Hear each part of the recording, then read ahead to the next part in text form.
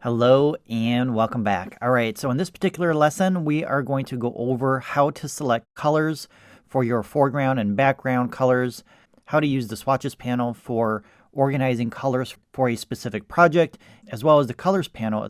So this is more geared towards graphic designers because you're going to need to create different types of swatch panels and libraries of colors for specific types of projects.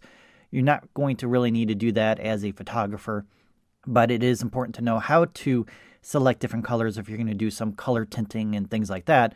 So you may want to listen to at least the first part of this lesson if you're just a photographer and don't do any graphic design projects. So let me go ahead and show you how you can select your colors for a specific project with those three types of options. So let's take a look at how we can adjust our foreground and background colors, which are represented by these two little boxes right here.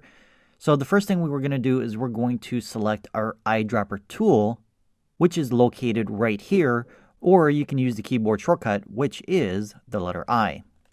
So once you have that selected, just come over to your image and go ahead and click in an area to capture that color, and you will see that it updates in the foreground box here, and every time I click, that foreground color is updated with the color that I clicked on. We can also do the same thing with the background color.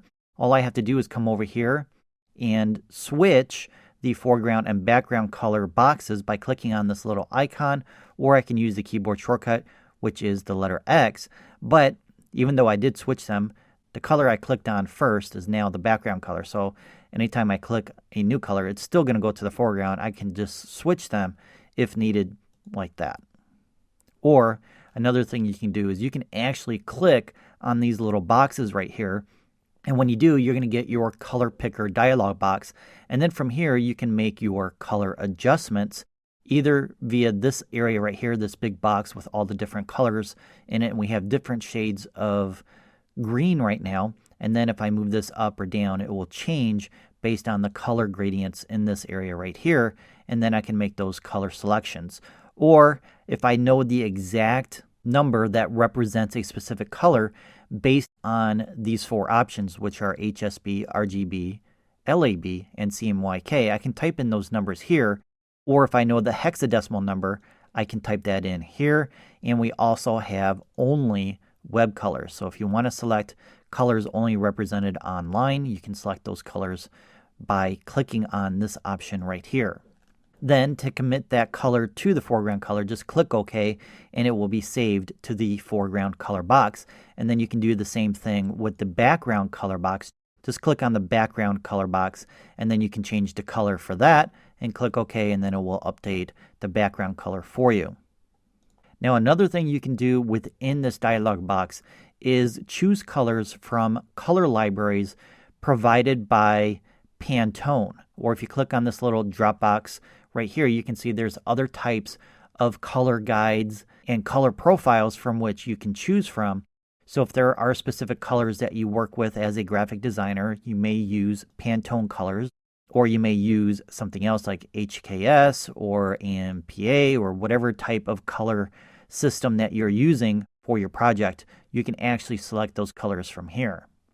You can also add a specific color to your swatches panel, so you can save those colors as a color set of your own versus using color libraries pre-made by a different color system. So I'm going to show you how to create your own color swatches in just a second.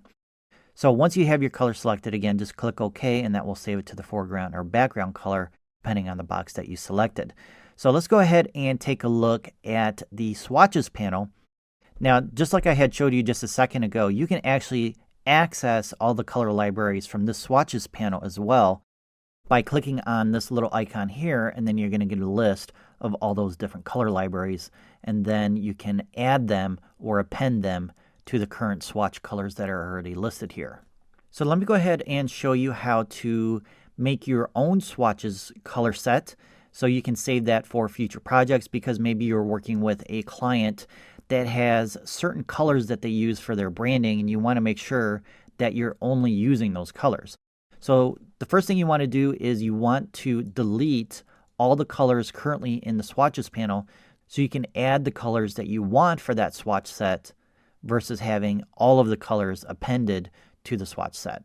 Now you could actually replace all the color swatches if the client gives you a file that includes their colors. So you would just come up here, click on this, select replace swatches. You don't want to save it. And then you just need to locate that particular file.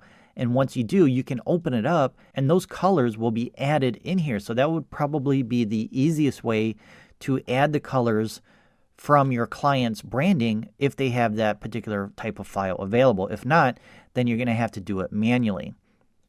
So what we're going to do is we're going to click on a color and drag it to the trash icon to delete it.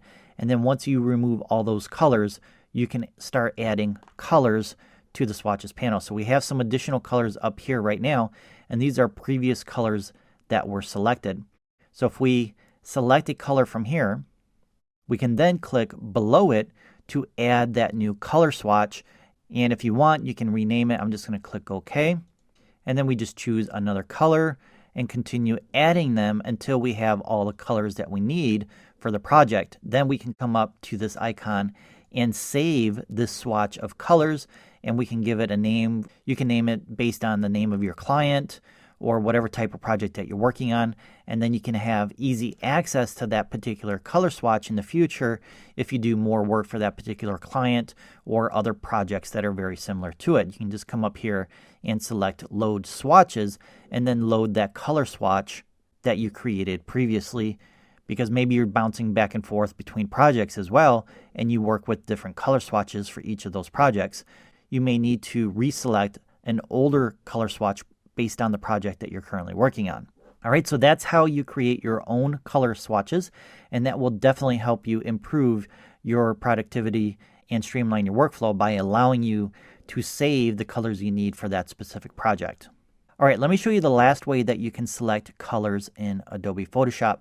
All right, let's go ahead and select our color panel, and I'm going to go ahead and enlarge this just a little bit so we can better see the different color panels inside of it. Now within this color panel, we have some options as well, and we have a hue cube, which we are currently on now, and we also have a brightness cube. So if you select the brightness cube, you can actually adjust the brightness of the colors, and that gives you a different option for selecting your colors by choosing them based on the brightness of the colors. And then just like in previous options, you do have ways to select colors from within this color panel as well, such as grayscale sliders, RGB, and other options as well, which were pretty much the similar ones that were available in the other two options as well. So it all depends on your own personal workflow on how you want to select your colors. You have 3 different choices, and you can just use whichever one is best for you. So there you have it. Those are the different ways that you can select colors for your project and how you can save them for future projects.